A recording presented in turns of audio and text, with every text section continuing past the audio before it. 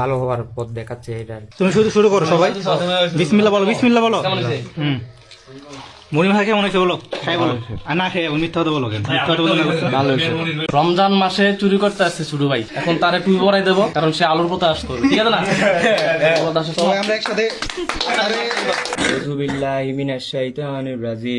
সুন্দর করে শুদ্ধ করে কোনো ধরনের ভুল ছাড়া যদি করো তোমার ছেড়ে দেবে। আউযু বিরাব্বিল নাস মালিকিন নাস ইলাহিন নাস মিন শাররিল ওয়াসওয়াসিল হান্নাস আল্লাযী ইউওয়াসওয়িসু ফি সুদুরিন নাস মিনাল জিন্নাতি ওয়ান নাস। তুমি চুরি করতেছো, যাই করতেছো, আমাদের মনে আঘাত কোনো সমস্যা না, আমরা তোমাকে ইফতার করাবো। তোর শরীর বিন্দু পরিমাণ টাচ করছে, মারছে কি ওই না না মারছে প্রশ্ন আসে না। তুমি কি আমার বাসায় ঢুকছো? হ্যাঁ ভাই আমি ঢুকছি। কারো পারমিশন নিছো?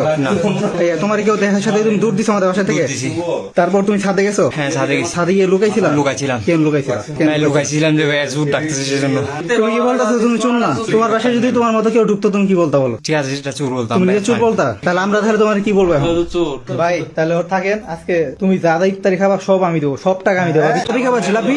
আচ্ছা জিলাপি নিয়ে আসো, চুরের জন্য জিলাপি নিয়ে আসো। চুরি করতে কেন আইলি ছোট ভাই? তুই জানোস না এখানে সব কন্টেন্ট ক্রিয়েটার থাকে ছোট ভাই। আজকে সৌভাগ্য যে আমরা চোরের সাথে একসাথে ইফতার করতে আসি। ছোট ভাই আসলে চুরি করতো, আইসা ফুল কট। সে বলছে যে ভাই জিলাপি আমার খুব পছন্দ, ওর লেগে জিলাপি আনি। এটা আমরা বাসায় আসার পর থেকে তোমার বাসায় পানি খাইতে দিলাম, কারণ একসাথে ইফতার করতেছি, তুমি জিলাপি খাইতে দিয়েছো। আমরা জীবনও জিলাপি মিশাই নাই, শুধুমাত্র তুমি জিলাপি চাইছো বলেই তোমার জন্য আমরা মুড়িতে জিলাপি মিশাই দিয়েছি। তারপরে তোমার অনুভূতি কি, বড় করে বলো। এরকম বিষয় অন্যদিকে হলে এটা আরো ভয়ঙ্কর কিছু হইতে পারতো, কিন্তু এখানে মানুষকে মানে না মেরে ভালো হওয়ার পথ দেখাচ্ছে এটা। তুমি শুধু শুরু করো সবাই, বিসমিল্লাহ বলো, বিসমিল্লাহ বলো। কেমন হয়েছে? মনির ভাই কেমন হয়েছে বলো, খাই বলো, আর না খেয়ে মিথ্যা কথা বলো কেন? মিথ্যা কথা বলো না। ভালো হয়েছে। আসলে ভালো হয়েছে। এখন আলুর দম আছে, আলুর দম শুধুমাত্র নিলে ভাই শহীদ ভাইয়ের জন্য রান্না করতে। ভাই খাও খাও খাও। যেহেতু সে অন দ্য স্পটে ধরা পড়ছে, আপনারা আমাদের সাথে আসেন, প্রশাসনের সাথে কথা বলে যে সিদ্ধান্ত নেওয়া দরকার ওই সিদ্ধান্ত।